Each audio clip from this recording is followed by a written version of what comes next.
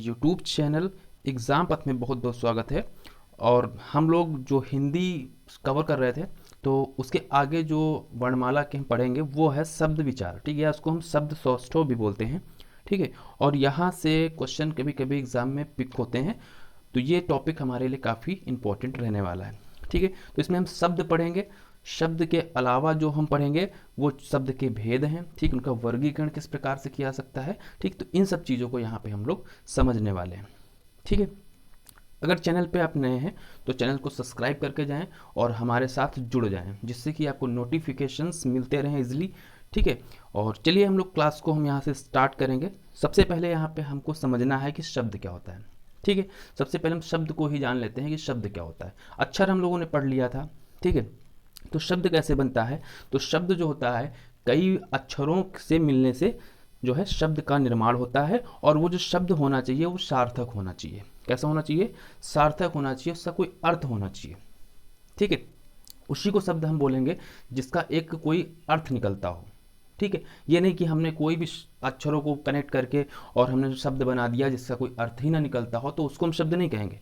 ठीक, तो अक्षरों से निर्मित सार्थक एवं स्वतंत्र ध्वनि जो होती है उसको हम शब्द बोलते हैं। ठीक, ये तो एक परिभाषा हो गई शब्द की। अब शब्द कैसे देखेंगे, तो ऐसे कहाँ है।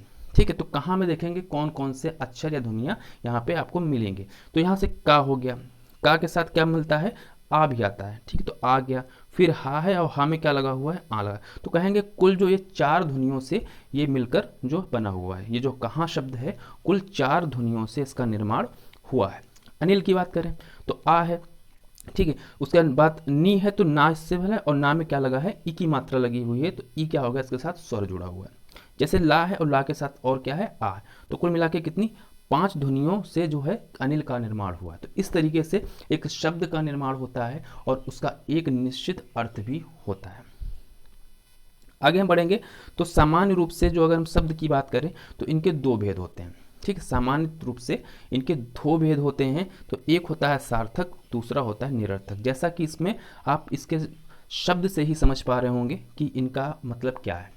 सार्थक मतलब होता है अर्थ के साथ। ठीक, अर्थात जिन शब्दों का कोई एक अर्थ निकलता है। ठीक, जिनको हम बोलकर या पढ़कर या सुनकर हम ये जान पाते हैं कि इन शब्दों का अर्थ क्या है। ठीक, तो उसको हम सार्थक शब्द बोलते हैं। ठीक, जिन शब्दों का कुछ अर्थ होता है उन्हें सार्थक शब्द बोला जाता है। एग्जाम्पल के तौर पे हम बात करें तो जैसे घर हो गया, तो आपसे अगर कहा जाए घर, तो आप ये जानते होंगे जहाँ पर हम लोग रहते हैं वो क्या है? घर है, तो उसका एक अर्थ है। ऐसे ही नगर है, विद्यालय है जहाँ पे हम लोग पढ़ने जाते हैं। ठीक, तो इसका भी एक क्या है? अर्थ है। तो जिनका अर्थ एक निकल रहा है, ठीक, अर्थ के साथ में है, तो वो सभी क्या हो जाएंगे? आपके सार्थक हो जाएंगे। निरर्थक में क्या होगा? जिन शब्दों का कोई विशेष अर्थ नहीं होता। ठीक है, ऐसे ही बोले जाते हैं या आम बोलचाल की भाषा में उनका प्रयोग किया जा रहा है। ठीक है, लेकिन हाँ उसका कोई विशेष अर्थ नहीं आता। जैसे फटाफट, फट, टन, तो इनका कोई विशेष अर्थ नहीं है। ठीक, इनको कुछ नहीं, इनका बस ये है कि ये कभी कभी ऐसे ही क्या होता है, मनुष्य जो है वो बोलता है। ठीक, हम लोग भी जल्दी जल्दी में कुछ ऐसे शब्दों का प्रयोग करते हैं जिनका कोई भी अर्थ नहीं होता है। ठीक, तो ये हो गया शब्द का एक भेद। फिर हम बात कर लेते हैं बनावट के आधार पे। ठीक, बनावट के आधार पे जो शब्द के भेद होते हैं वो कौन से होते हैं, ये इंपॉर्टेंट है, यहाँ से क्वेश्चन उठाया जाता है। तो इनके कितने भेद हैं? कुल तीन भेद हैं। बनावट के आधार पे शब्द के तीन भेद होते हैं। तो एक होता है रूढ़, दूसरा होता है यौगिक और तीसरा होता है योग रूढ़। तीनों को आपको ध्यान रखना है, क्योंकि क्वेश्चन आपसे पूछेगा कि बनावट के आधार पे शब्द को कितने प्रकार से वर्गीकृत किया सकता है, तो आपको तीन ध्यान रखना है। या तो आपसे कह देगा कि बनावट के आधार पे निम्नलिखित में से कौन सा भेद जो है शब्द का नहीं है, उसमें चार ऑप्शन दे देगा, तीन दिया होगा, एक और दिया होगा, आपको उसमें पिक करना होगा। इस तरीके से क्वेश्चन यहाँ से उठाए जाते हैं। तो सबसे पहले हम रूढ़ जो शब्द है इसके बारे में हम बात करेंगे। ऐसे शब्द जो होते हैं जो किसी अक्षरों से क्या कह सकते हैं, योग से नहीं बनते। ठीक, मतलब जैसे कलम की हम बात करें, अब देखिए आप कलम को तोड़ के देख लीजिए, यहाँ पे का लाम, अब इनको अलग तोड़ेंगे ना तो इनका कोई एक क्या होगा, कोई विशेष आपका अर्थ नहीं मिलने वाला। ठीक, तो जो शब्दों के योग से नहीं बनते हैं उनको क्या बोलते हैं? रूढ़ शब्द बोलते हैं। ठीक, कलम में कोई दो शब्दों का योग नहीं हो रहा है। ऐसे ही कान में क्या है? का है और ना है। ठीक, यहाँ पे किसी शब्द का योग नहीं हो रहा है। ठीक, इसलिए रूढ़ शब्द किसे कहेंगे? जो शब्दों के योग से जिनका निर्माण नहीं होता है। ठीक है, उनको रूढ़ बोलते हैं। यौगिक, यौगिक जैसा कि नाम से स्पष्ट है, यौगिक में क्या है कि जो शब्दों के योग से मिलके बने हों, ठीक है, जो शब्दों के योग से मिलके बने हों उनको क्या बोलते हैं, यौगिक बोलते हैं। कैसे, जैसे छात्रावास। अब आप छात्रावास को तोड़ दीजिए, ठीक है, तो क्या बनेगा, छात्र बनेगा और साथ में क्या बनेगा, आवास बनेगा। तो छात्र भी एक शब्द है और आवास भी क्या है, एक शब्द है। तो ये दो शब्दों से मिलकर बन रहा है छात्रावास। विश्वविद्यालय की बात करें तो विश्व है इसमें और साथ में क्या जुड़ा हुआ है, विद्यालय भी जुड़ा हुआ है। तो इस तरीके से विश्व का भी एक अर्थ निकलता है और विद्यालय भी है, तो ये मिलकर क्या, वो विश्व और विद्यालय से मिलकर क्या बन गया, एक विश्वविद्यालय शब्द बन गया। तो इस तरीके से जो होते हैं यौगिक शब्द होते हैं, ठीक है, जो दो शब्दों से मिलकर बनते हैं। अब हम बात करेंगे योग रूढ़ की। ये इंपॉर्टेंट है, ये आपको समझना भी होगा। योग रूढ़ क्या होता है कि इसमें होता है कि या दो से अधिक शब्दों के योग से तो बनता है, ठीक है, दो या दो से अधिक शब्दों के योग से तो उसका निर्माण हुआ है, लेकिन इसमें सिर्फ इतना पॉइंट आपको समझ लेना है कि जो इनका अर्थ होता है, मतलब कोई शब्द है उनका अर्थ जो है वो क्या होता है, बदल जाता है। अर्थात जो उनका जो सामान्य रूप से अर्थ है उसको छोड़ के वो किसी विशेष अर्थ को पकड़ लेते हैं, ठीक। तो वो क्या कहलाते हैं, योग रूढ़। कैसे बात करेंगे, जैसे पंकज, ठीक है, यहाँ पे दिया हुआ है पंकज दिया हुआ है, और पंकज में क्या है, अगर इसका देखें तो पंख और जा से मिलकर ये बना हुआ है, ठीक। पंख माने क्या होता है, कीचड़ होता है, और जा माने क्या होता है, जन्मा। अर्थात जो कीचड़ में जन्मा हो, और कीचड़ में कौन जन्म लेता है, आपको सभी को पता है, ये क्या होता है, कमल होता है, ठीक। अर्थात जो पंकज है इसने अपना सामान्य अर्थ छोड़ दिया और ये कहाँ पहुँच गया, कमल के पास पहुँच गया, ठीक। इस तरीके से जैसे लंबोदर, लंबा है जिसका उदर, ठीक है। अब लंबा है उसका उदर कौन है, गणेश भगवान है, ठीक है, कौन है, गणेश भगवान हो गए लंबोदर में, लंबोदर। तो क्या हुआ, जो लंबोदर था वो उसने अपना जो सामान्य जो रूप था उसको चेंज कर लिया, और कहाँ पे उसका अर्थ निकल गया कि गणेश भगवान हो गए। तो इस तरीके से जो होते हैं योग रूढ़। और योग रूढ़ की तुलना किससे की जाती है, अगर हम समास प्रकरण की बात करें तो योग रूढ़ की तुलना किससे की जाती है, बहुब्रीहि समास से। किससे की जाती है, बहुब्रीहि समास से की जाती है। जब हम समास पढ़ेंगे तब यहाँ पे हम लोग चर्चा करेंगे, ठीक। बहुब्रीहि समास और योग रूढ़ जो शब्द होते हैं ये आपस में समानता प्रकट करते हैं, ठीक है। तो इस तरीके से ये क्या हो गया, ये आपका हो गया, हाँ, बनावट के आधार पे, ठीक है। अब आगे हम और बात करेंगे। अब उत्पत्ति के आधार पे बात करते हैं। उत्पत्ति के आधार पे क्या है, तो उत्पत्ति के आधार पे कुल कितने, 4 भागों में शब्दों को बांटा गया है, ठीक है। इस 4 कौन कौन है, तो पहला है तत्सम, फिर दूसरा तद्भव, देशज और विदेशज, ठीक है। 4 प्रकार से इनको विभक्त किया गया है उत्पत्ति के आधार पर। सबसे पहले तत्सम की हम बात करें तो तत्सम हम आगे बहुत डिटेल में पढ़ेंगे, तद्भव भी बहुत डिटेल में पढ़ेंगे, ठीक है। फिलहाल यहाँ पे आपको डिफिनेशन एक समझ लेनी है, इनका जो एक प्रक्रिया है, इनका भेद है, ये आपको जान लेना है। तो तत्सम क्या होते हैं कि जो शब्द जो है संस्कृत से लिए गए हैं या संस्कृत से आए हैं और उनका रूप नहीं परिवर्तित हुआ, वो शब्द क्या थे, जैसे संस्कृत में थे वैसे ही क्या आ गए, उसी रूप में हिंदी भाषा में प्रयोग होने लगे, ठीक है। तो उनको क्या कह दिया गया, तत्सम कह दिया गया। जैसे पुष्प, आप देखिए पुष्प, यहाँ पर भी हिंदी में भी पुष्प बोलते हैं और क्या बोलते हैं, संस्कृत में भी पुष्प होता है, ठीक है। ऐसे ही अग्नि, मुख, ठीक है, ये सब क्या है, ये सब तत्सम है, ठीक। समझ गए आप लोग डिफिनेशन की। अब हम तद्भव की बात करते हैं। तो तद्भव में क्या है कि शब्द जो है संस्कृत से आए हैं, ठीक, लिए संस्कृत से ही गए, लेकिन यहाँ पे पॉइंट क्या है कि जो उनका रूप परिवर्तन हो गया है, जब वो हिंदी में आए, ठीक है, संस्कृत से, तो हिंदी में आने से पहले पूर्व उनका क्या हो गया, उनके रूप में परिवर्तन हो गया, ठीक है। इसलिए इनको क्या कह दिया, तद्भव शब्द कहेगा। तो आप लोग समझे तद्भव क्या है, संस्कृत से तो आए हैं लेकिन उनका हिंदी में आने पे रूप जो है वो चेंज हो गया, वो हो गए तद्भव। जैसे फूल, हाथ, आग, मुंह, ठीक, ये सब क्या है, ये तद्भव शब्द हैं।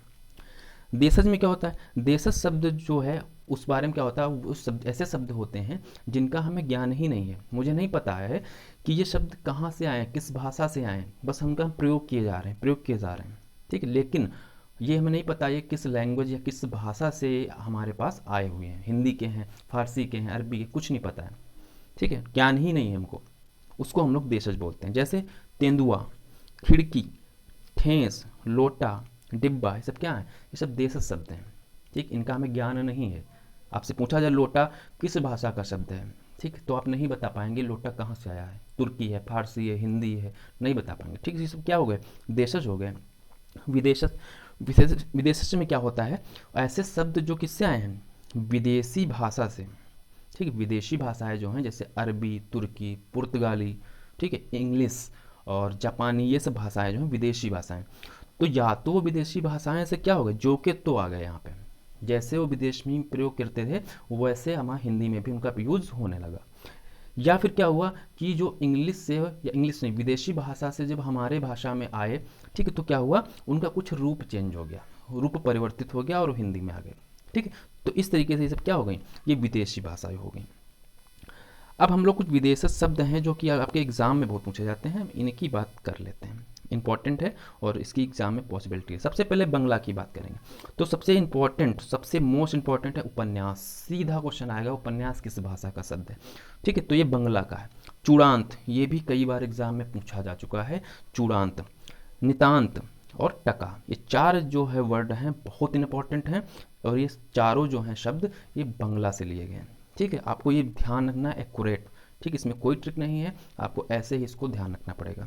अरबी भाषा की बात करें तो इसमें सबसे पहले अदालत, ठीक है, फिर इम्तहान, औरत, तारीख, एहसान, मुकदमा, तनख्वाह, तो ये सब अरबी भाषा के शब्द हैं। नोट्स बनाएंगे, 4-5 बार पढ़ेंगे, याद हो जाएगा। फारसी, आदमी, गुलाब, चश्मा, चश्मा बहुत इंपॉर्टेंट है। ठीक, चश्मा बहुत पूछा जाता है। चाकू भी पूछा जाता है। दुकान, बाग, चरखा कई बार पूछा गया है। मुफ्त, ये सब फारसी से हैं। तुर्की भाषा से चकमक, चकमक पूछा जा चुका है, किस भाषा का शब्द है, ठीक, याद रखेंगे। तोप, ये भी पूछा जा चुका है। लाश, तलाश, बेगम, सौगात, बहादुर भी आया है पेपर में। कुर्की, कालीन, ये सब क्या है, तुर्की भाषा के हैं।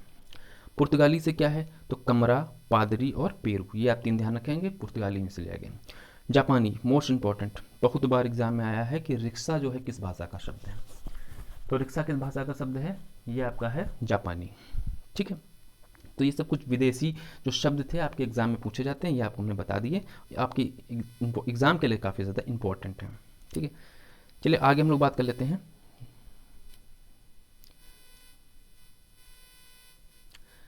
हाँ, अब हम बात कर लेते हैं अर्थ के आधार पे, ये हमारी लास्ट स्लाइड रहेगी।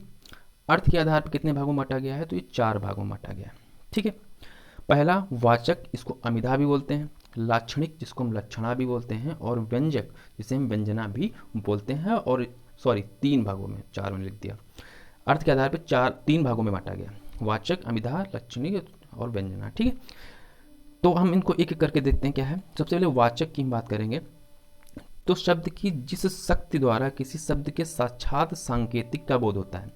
ठीक है, मतलब ऐसा होता है जिससे क्या हो, कोई ऐसा संकेत हो जिसके माध्यम से हमको डायरेक्ट पता चल जाता है। ठीक, हम तुरंत जान सकते हैं कि ये शब्द जो है इसका अर्थ क्या है। ठीक, और जो वाचक शब्द होते हैं या अमिधा होते हैं, ठीक है, तो इनको पहचानना या इनको समझना जो होता है, क्या होता है, बहुत सरल होता है। ठीक, इनको हम देख के पहचान जाएंगे कि ये शब्द क्या है। ठीक है, जैसे घर, नगर, सड़क, फल, स्कूल, ये सब क्या है, ये सब वाचक हैं। ठीक, जिनको पहचानना सरल हो। फिर लाक्षणिक की क्या बात करेंगे, तो ऐसे शब्द जो होते हैं जिनका अर्थ न लेकर एक प्रयोजन, मतलब उनका अर्थ एक होता है लेकिन उनका जो अर्थ के रूप में यूज हो रहा है, जिनका प्रयोग हो रहा है, ठीक, वो किसी प्रयोजन के लिए जो होता है उनका जो है अर्थ दूसरा होता है। ठीक, मतलब हमने कुछ बोला, ठीक, हमने कहा आपसे कि तुम बिल्कुल गधे हो, जैसे हम तुमसे कहा कि तुम बिल्कुल गधे हो, तो मेरा कहने का मतलब क्या है, यहाँ पे गधा एक है, आपको पता है, गधा जो है एक शब्द है। ठीक है, जानवर का नाम है, आपको पता है, लेकिन हमने क्या कहा कि तुम बिल्कुल गधे हो, तो हमारा इसका मतलब क्या है, एक प्रयोजन है। हम गधा बोल रहे हैं तो उसका एक प्रयोजन है। क्या प्रयोजन है, हम मूर्ख कहना चाह रहे हैं आपको। क्या कहना चाह रहे हैं, हम आपको मूर्ख कहना चाह रहे हैं, इसीलिए हमें कह रहे हैं कि तुम बिल्कुल गधे हो। तो गधे शब्द का हम किस लिए इस्तेमाल कर रहे हैं, मूर्ख के लिए कर रहे हैं। ठीक, तो ये आपके किस क्या हो गए, लक्षणा के हो गए। ठीक, इनका अर्थ जो होता है वो प्रयोजन के लिए दूसरा हो जाता है। व्यंजना की बात कर लेते हैं। व्यंजना में क्या है, जिसका अर्थ जो होता है बिल्कुल भिन्न हो जाता है। ठीक, यहाँ प्रयोजन नहीं, यहाँ पर अर्थ ही भिन्न हो जाएगा, बिल्कुल बदल जाएगा। जैसे एग्जाम्पल के तौर पर समझते हैं, चोर अपने साथी से कहता है रात कितनी अंधेरी है। ठीक है, आप यहाँ पे समझ रहे होंगे कि इसमें कह रहा है कि रात कितनी अंधेरी, मतलब बहुत रात काली है, लेकिन ऐसा नहीं है। ठीक, इसका अर्थ दूसरा है, अर्थ बिल्कुल बदल गया है, बिल्कुल चेंज अर्थ इसका है। चोर का कहने का मतलब ये है कि रात कितनी अंधेरी, अर्थात ये चोरी के लिए बहुत उपयुक्त रात है। ठीक है, बहुत बढ़िया रात है जिसमें हम चोरी कर सकते हैं। ठीक है, तो इस तरीके से अर्थ क्या होता है, व्यंजना में भिन्न हो जाता है, बिल्कुल बदल जाता है। ठीक, इस तरीके से तीनों पार्ट्स को हमने आपको समझा दिया। चलिए हम आगे बढ़ते हैं, ये लास्ट होगा। रूपांतर के आधार पर देख लेते हैं। तो रूपांतर के आधार पर दो भाग हैं। ठीक है, पहला है विकारी, दूसरा है अविकारी।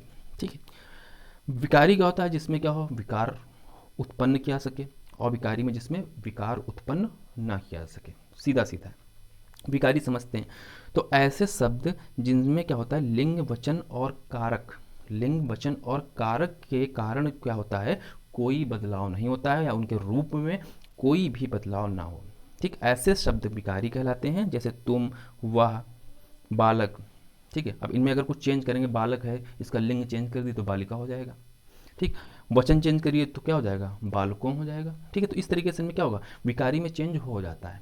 लिंग वचन कारक अगर चेंज करेंगे, ठीक, तो इनमें चेंजेस हो सकते हैं, इसलिए इनको विकारी कहते हैं। अविकारी में लिंग वचन और कारक के कारण क्या होता है, इनके शब्दों में कोई परिवर्तन नहीं होता, इनके रूप में कोई चेंज नहीं आता। ठीक, ये जो के त्यों ही रहेंगे, चाहे इनका लिंग बदलिए, चाहे वचन चेंज कर दीजिए, चाहे आप इसका कारक बदल दीजिए, कोई परिवर्तन नहीं होगा। एग्जाम्पल, आगे, पीछे, ऊपर और नीचे। आगे है, बदलिए इसका, आगे का आप लिंग बदल सकते हैं? नहीं। इसका क्या वचन बदलेंगे? बदल के देख लीजिए, नहीं बदल पाएगा। या इसका हम कहें कि कारक बदलिए, कुछ भी नहीं बदला हुआ। मतलब ये सब ऐसे शब्द होते हैं अविकारी, इनमें लिंग वचन कारक के कारण कोई परिवर्तन नहीं होता है, उनका रूप ज्यों का त्यों बना रहता है, तो ये क्या कहलाते हैं, अविकारी कहलाते हैं। इसके बाद देख लेते हैं अविकारी के चार भेद हैं। ठीक, कौन कौन से हैं? संज्ञा, सर्वनाम, विशेषण और क्रिया। संज्ञा, सर्वनाम, विशेषण और क्रिया, अर्थात हम कह सकते हैं कि संज्ञा, सर्वनाम और विशेषण, इन चारों में क्या होता है, लिंग, वचन और कारक के आधार पर परिवर्तन किया जा सकता है, चारों में।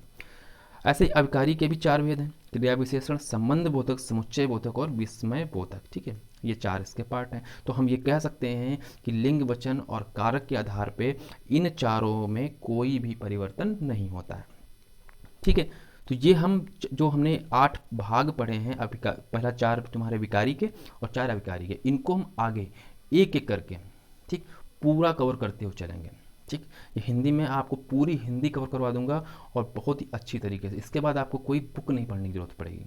ठीक है, तो आज के लिए हम इतना ही रखना चाहेंगे, और नेक्स्ट वीडियो में हम और भी जो अच्छा कंटेंट है, संज्ञा, सर्वनाम, जो भी है, जो आएगा सीरियल से, तो उसको हम लोग पढ़ते हुए चलेंगे। और आज के लिए हम इजाज़त चाहते हैं। आज के लिए धन्यवाद। पढ़ते रहिए और स्वस्थ रहिए। जय हिंद।